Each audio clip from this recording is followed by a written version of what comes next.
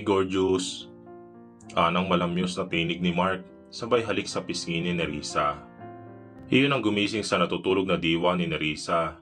Nagmulat siya ng mga mata. Buenos dias, bati ng binata. Ngumiti siya. This was indeed a very good morning. Good morning. Pausang boses niyang tugon. Tumaas ang kanyang kamay at kinapa ang gilid ng mga mata para alisin kung may naipon bang muta roon. Anong oras na? Sa halip na sumagot ay binuhat siya ni Mark. Tuluyan ang nawala ang kanyang antok dahil doon. What do you think you're doing? Ngumisi lang ang binata. Napakagwapo nito. Maaliwalas ang mukha. Masaya. Mukhang tuluyan ang nawala ang pagkabugnot ng sumumpong kahapon. Naganda ako ng breakfast sa Porsche. Nakangiting wika nito habang naglalakad na buhat siya. You look handsome today. Biro ni Nerissa na ikinatawa ng malakas ni Mark. I'm handsome every day. Mayabang na tugon nito. Nakarating sila sa balkonahe sa labas ng bahay. May nakasetup doon na pandalawang mesa. Iniupo siya ni Mark sa isang silya. Nakataas ang sulok ng mga labi na tumango-tango si Nerissa habang nakatingin sa pagkain naroon. Nothing fancy, anang binata. Just pancakes, coffee, and fruits. Ipinagsalin siya nito ng kape sa mug bago naupo sa iba yung upuan. It's more than fancy because you prepared them for me. Kumuha si Mark ng pancake at inilagay sa plato nito. Pinahiran niyo ng butter at syrup bago hiniwa. Tinusok nito ang isang piraso at iniumang sa kanyang bibig. Nangingiting napatas ng kilay si Nerissa. Sinadya mong wala akong plato so you can feed me Saka tinanggap ang sinusubo nito. Yes, you got it right, sweetie. Nito. Ngumiti ulit ng matamis. Humiwa ulit ng pancake ang binata at sinubuan siya. Tiningnan siya nito. Nginitian, inasikaso, tumaaktong sweet. Mga bagay na nagpapatunaw sa kanyang puso. Why are you acting like this? Hindi napigilan tanong ni Nerissa. Anong nakain mo? Ikaw. Pilyong sagot ni Mark na ikinasamid niya. Natatawang inabutan naman siya nito ng tubig pagkatapos. Mark, sita niya rito. Seryoso ako.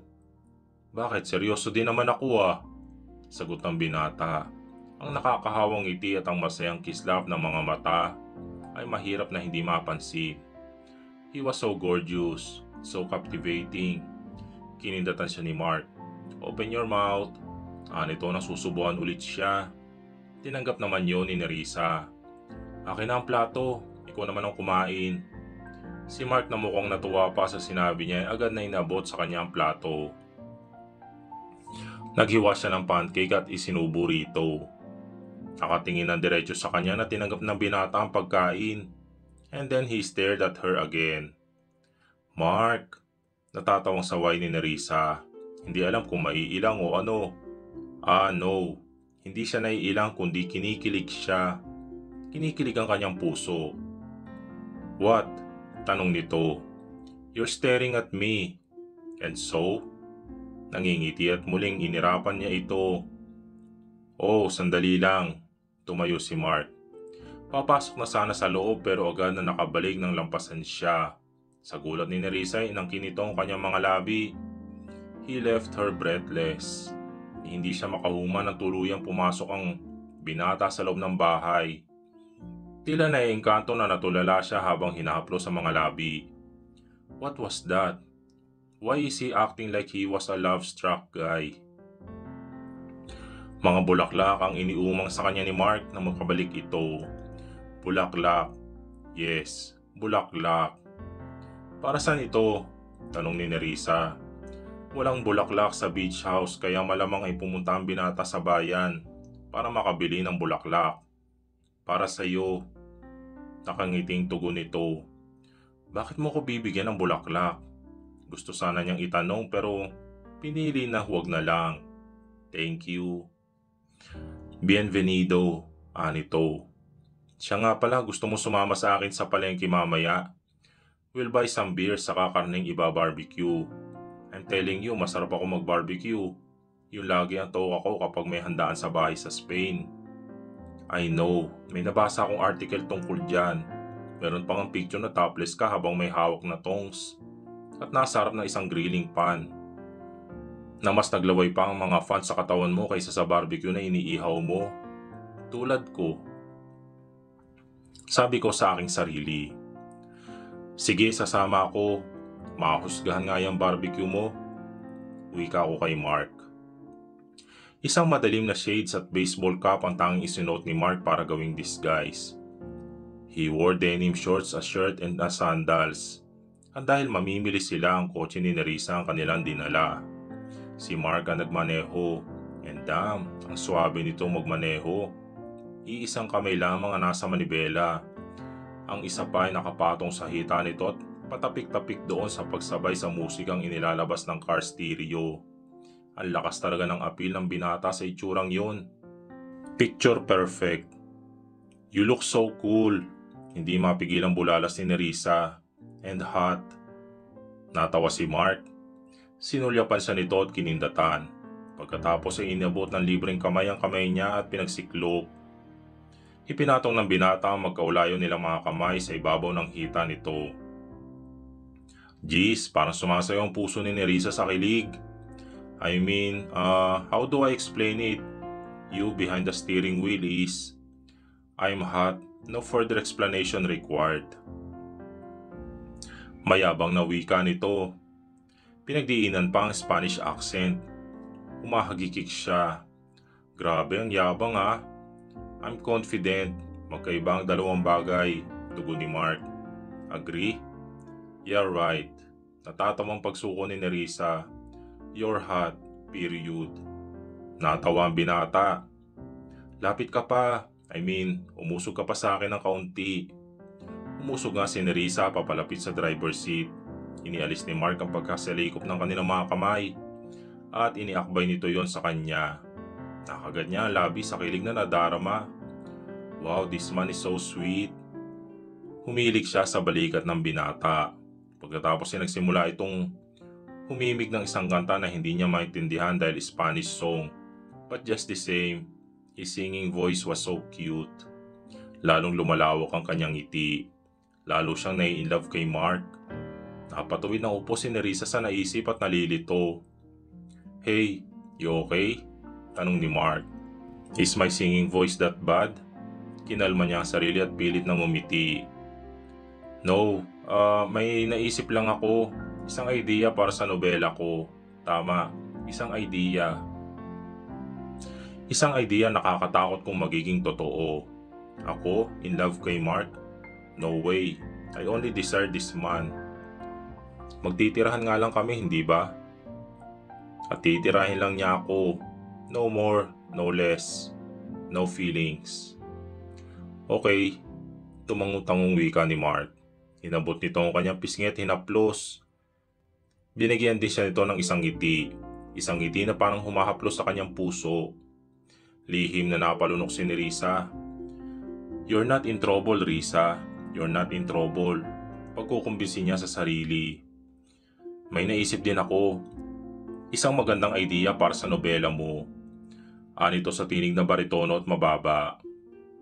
Tiningala ni Nerissa ang binata. Biglang kumabog ang kanyang dibdib sa pilyong pagkangisi nito. Ano yun? Binalingan siya ni Mark sa kahinubad ang suot na madilim na shades. And there, napasingap si Nerissa sa pagnanasang nakasungaw sa mga mata nito. Ititigil ko ang sasakyan sa isang tabi. And, nanunuyong lalamunan na tanong niya. Sa tingin pa lang ng binata ay hindi na siya mapalagay. Parang sinisilaban na ang kanyang katawan. Namumuo agad ang lawa ng init sa ibaba ng kanyang tiyan. And we will have some quickie. Mainit na saad nito. Are you thrilled? I'm already wet. Bulalas niya. Mark groaned. Hindi ito tumugon. Sa halip ay pinabilis ang takbo ng sasakyan. Mas pinatuloy ng kanilang takbo. Nang makalampas sa mga kabahayan, ay halos umingit ang gulong sa biglang pagparada ng binata sa isang tabi. You're still blushing. Tudyo niya sa kanya ni Mark. Pitbit sa kabilang kamay ang mga plastic bags ng mga karne at iba pang sangkap. Ang isang kamay ay nakakapit sa kanyang kamay. He was not letting her hand go. Kaya naman hindi mapayapa ang puso ni Nerissa. It was skipping beats. Don't tease me kagatlabing sita niya. Alam naman ng binata ang dahilan ng pamumula ng kanyang mga pisngi. Their quickie was hot and thrilling. Ilang sasakyan ang nakalampas sa kanila. Meron pang ang bumusina ng malamang ay nakita ko anong ginagawa nila sa backseat. Tumawa si Mark. Huwag mo kagatin ang labi mo. You're turning me on again. Mark. What? Anito. Saka siya hinila paharap. Give me a kiss. Nasa palengke tayo. Tatatawang usal niya. So, kipit balikat nitong tugon. Ang binata na ang yumuko at umangkin sa kanyang mga labi. But he was considerate enough. Hindi rin naman ito pinalalim ang halik. Pero nagwawala ang hormos ni Nerissa na ibinulong nito. Tirahin mo ako, Mark. Napalunok siya. Tsaka malakas na napabungis-ngis. Risa, saway ni Mark. Hindi ka nakakatulong. Reklamo nito. Nginisihan siya ni Nerissa. Another quickie later, to Junya, nang mapadang sa maraming tao may naisip siyang kalokohan. Humarap siya kay Mark at tumikit sa katawan nito. Then she slightly brushed her right knee onto his bulge. Mark groaned. Damn, anito. Kinagat ang labi. He closed his eyes as if he was in the state of pleasure and pain. Bilang ganti ay kinabig siya nito at maring hinagkan. Kumanda ka mamaya ha. I swear, I will make you beg. I cannot wait. Ganting hamon niya. Nagpatuloy sila sa paglalakad. Fruits? Tanong ni Mark nang mapadaan sila sa fruit section ng palengke. Sige, gagawa ko ng dessert. Anong gusto mo? Tanong ni Nerissa kahit alam niya kung anong isasagot nito. Lychee salad ang paborito ng binata. Isang bagay na pinag-aralan niya kung paano gawin. Hindi siya fan ng lychee pero unti-unti ay kinahiligan din niya ang nasabing prutas. Lychee salad. Gustong gusto ko yun. Lalo na kung matamis ang lychee. Nakapangiti siya. Sabi ng abe. Okay. Nilapitan nila ang isang fruit stand. Manang, matamis ba yung lychee nyo? Opo ma'am, kahit tikman nyo pa.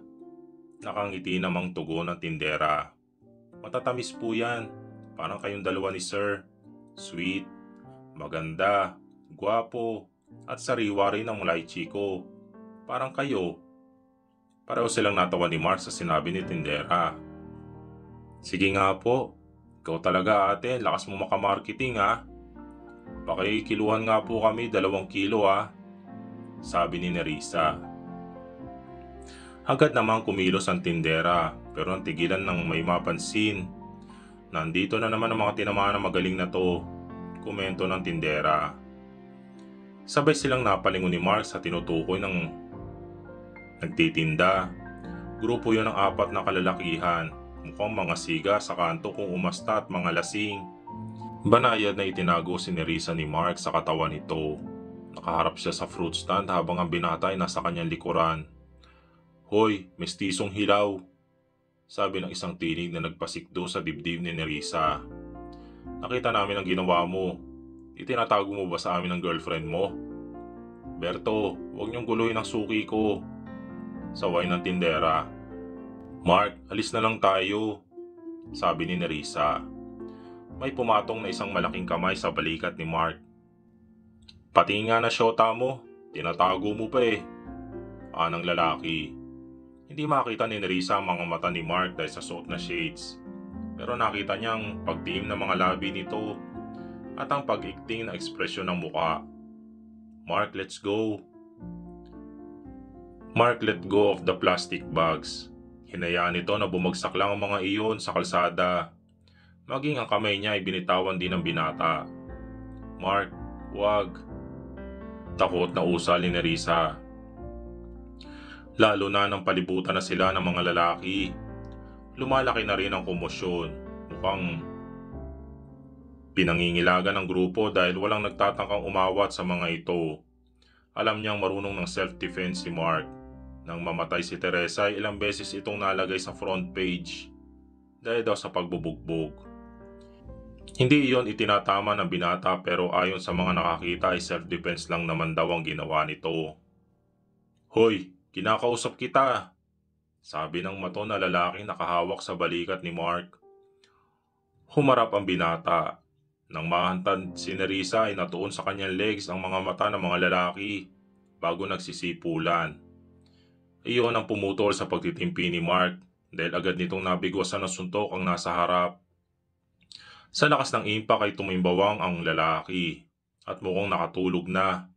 Ang isang malapit ay binigyan ni Mark ng flying kick, tumumba rin. Ang lahat ay nagulat sa bilis ng pangyayari.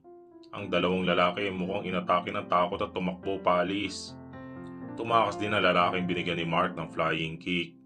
Ang isa naman ay nananatiling tulog. "Buti nga sa inyo, nakahanap kayo ng katapat nyo," hiyaw ng mga tindera sa mga papalayong lalaki.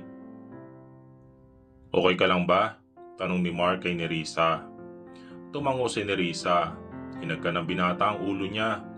Pagkatapos ay dinampot ang mga binitawang plastic bags bago siya hinilang paalis sa lugar na iyon.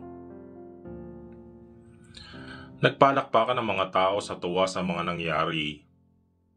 "Ang lychees," anya. "Hayaan mo na yan," maigting nitong tugon. Tiim pa rin ang ekspresyon ni Mark nang makabalik sila sa sasakyan. Marinang hawak nito sa manibela. Umusog si Nerissa at hinaplos ang braso ng binata para kalmahin. "Mark, hey." Bumuntong hininga si Mark. Luminga ito sa kanya at marahang ngumiti. Mula sa pagkakakapit sa manibela, ang isang kamay ng binata ay humawak sa likod ng kanyang ulo bago dahan-dahang inilapit ang mukha sa kanya hanggang sa maglapat ang kanilang mga labi. He was kissing her nice and slow, but sweet and passionate at the same time. Ang sarap nga ng barbecue mo, Mark," sabi ni Nerissa habang sarap na sarap sa pagkain ng barbecue. Malambot ang karne, juicy at malasa. Nasa sala sila, nakasalampak ng upo sa Persian rug habang kinakain ng barbecue at nanonood ng pelikula. "I think lalabasan ako dahil lang sa kinakain kong ito." Sarap." Ipinikit niya ang mga mata habang ninanamnam ang karne.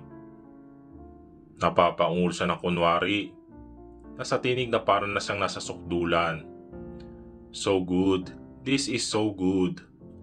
Natawa si Mark. Binitawan nito ang hawak na beer bago umabante sa kanya. Hinawakan ang likod ng kanyang ulo at sinili siya ng halik. Napakalalim ng kanilang halikan na iyon. Pumalob ang dila nito sa kanyang bibig. He gave her a French kiss, long and hot. "I have an idea," sabi ng binata nang pakawalan ng kanyang mga labi. Bumaling ito sa tenga niya dahil sa paghahabol ng hininga dala ng mahabang halik ay panay ang pagtama ng mainit na hininga ni Mark sa kanyang tenga. It was giving her a goosebumps. "Manood tayo ng banatan," sabi niya. Umawang ang bibig ni Nerissa at napasinghap. Bigla nag-init ang kanyang pakiramdam. "Ano sa palagay mo?" Mababa at magaspang ang tinig ng muling bulong ni Mark. Bago dinampian ng halik ang kanyang leeg, dumagundong ang dibdib ni Nerissa. Rumaragas sa bawat ugat ang buhay na dugo. "Sige, manood tayo," sambit niya. Those sensual lips became naughtier. His nose was prouder than ever. "Isi-set up ko ang TV." Tumayo ang binata saka nagtungo sa silid. Paglabas ay bitbitan ni Mark ang iPad nito, saka ikinonekta ang gadget sa telebisyon. Nagpipindot ito sa iPad. Mukhang alam ng binata ang ginagawa dahil pagkaraan lamang ng 1 minuto ay nasa malaking screen na ang isang babae at lalaki.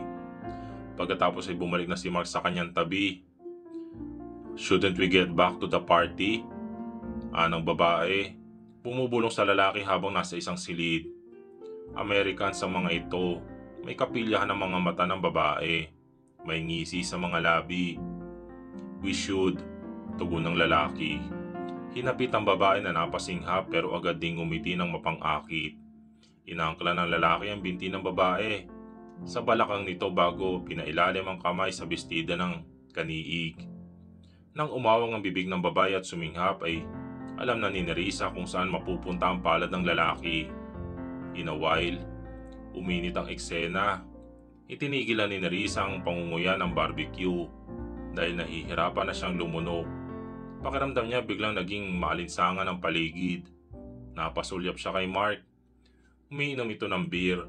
Napalunok si Nerissa sa pagtaas baba ng Adam's apple ng binata habang umiinom. Naging deliberate din sa paningin niya ang mga basang labi ni Mark. Tumingin ito sa kanya. Nakataas ang sulok ng mga labi. Nagnanasa ang kislap ng mga mata. "It's getting hot in here," he said. That passionate, hungry look made her tingle with the same yearning for him. Natawa siya. "Then take your shirt off." Agad kumilos si Mark at hinubad ang pang-itaas. Maya-maya hindi na mapalagay si Nerissa. She couldn't concentrate on watching the hot scene because she was so aware of the man beside her. "Mind if I take my shirt off?" Nakangising tanong niya. Mark grinned and shrugged. "Do whatever you please." "All right," anya bago hinubad ang suot na blouse. Iniwan ang suot na lacy bra. Natawa si Mark. Sa gilid ng mga mata ni Nerissa, nakita niya sinulyapan siya ng binata. Pareho na silang nakasandal sa sofa. Naka-lotus position siya habang si Mark ay nakastretch ang mga binti. Pulos ungol na ang lumalabas sa telebisyon. Lalong nanunuyo ang lalamunan ni Nerissa dahil doon. Basa na siya. Nagnanasa. Naapektuhan ng napapanood. Mark's arousal was bulging against his shorts. And that sight made a pool of ache between her thighs. His eyes were both clouded with desire. Panay rin ang paggalaw ng Adam's apple nito. Napasinghap siya nang dumampi ang mainit na palad ng binata sa kanyang likod. Naglakbay ang kamay nito sa spinal column niya. Pataas. Napatawid siya ng upo. Iniangat ang likod mula sa pagkakasandal. She held her breath, expecting and wanting whatever came next. Mark unclasped the hook of her bra. "Sumandal ka sa akin ng konti." Mababa ang tinig na utos nito. Sumunod si Nerissa at bahagyang sumandal sa binata. "Yes. Oh yes. Hard please," sabi ng babae sa telebisyon. Kinapa ni Mark ang kanyang dibdib. Napalunok si Nerissa. Pinipigilan ang ungol na nasa kanyang lalamunan. Then he started kneading her breast. "Oh Mark." Bulalas niya at napakapit sa braso nito. Gumuguhit ang init. Nananalakay ang sensasyon na gusto niyang mamilipit. "Touch me," utos nito. Tila iyon lamang hinihintay ni Nerissa dahil walang inhibisyon na kinubkob ng kanyang kamay ang matigas na nasa loob ng brief ni Mark. Pinasil-pisil iyon. Impit na napaungulang binata dahil doon. Hindi mapakali ang mga kamay ni Nerissa na tuluyan na rin pumaloob sa brief ni Mark. He was hard, steely hard. Hinawakan niya ang ulo na yon at pinaglaruan ng kanyang hinlalaki, tracing the outline of it. Kiniliti niyang bahaging nag-uugnay sa katigasan at sa mga bola nito. Umani iyon ang makamundong ungol mula sa binata. Napangisi si Nerissa na makadama ng hindi mapapantayang katuwaan sa reaksyon nito. She grabbed his long shaft and encircled her fingers into it. Move up and down. Squeeze. "Risa," ungol ni Mark bago napadin ang pagkuyo mo sa kanyang dibdib. Ang sarap. Mark's hand was suddenly on her hip too.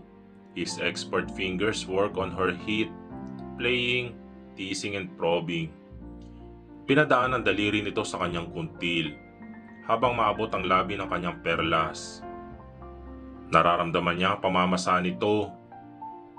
Gustong mamilipit ni Nerissa sa nakakalunod na sensasyon. The toe-curling tingling sensation. Sumasabog yun na parang fireworks. Parang alon na sumasampas sa dalampasigan. "Like that. Yes. Yes." "Oh, you're so greedy," sabi pa rin ng mga ungol sa telebisyon. Hindi alam ni Nerissa kung paano nangyaring Pareho na silang walang saplot ni Mark. Nakahiga na ito sa Persian rug. May throw pillow na sumasalo sa ulo. She was lying sideward. Ang kanyang ulo ay nakapatong sa dibdib ng binata, habang ang kanyang kamay nasa katigasan pa rin ito. Ang kamay naman ni Mark ay nasa pagitan ng nakabuka niyang mga hita sa kanyang basang init. "Mark," she breathed when he slid his fingers inside her. Her insides trembled with one thing. "Keep going," anas niya. Lunod na lunod sa makamundong pagnanasa. Kinagat ni Nerissa ang labi at pumikit. Ninanamnam ang sarap, habang patuloy rin sa paggalaw ang kamay niya sa katigasan ni Mark. Risa, Risa." Nito, "So good, so good." Kumilos si Nerissa at pagapang na pumatong kay Mark. Ang mukha niya ay nasa harapan na ng alaga nito. Pinagpapawisan si Nerissa. Umuungol ang binata, tila hayok na nagsimulang dilaan siya. Hindi makontento at masibino ka pa nito ang kanyang mga hita. He licked every cream, every liquid and every flavor. He loved the tongue taste of her heat. Hindi nagpatalo si Nerissa. She licked him and sucked him too. Uhaw na sinipsip niya ang sensitibong balat ng mga bola ni Mark.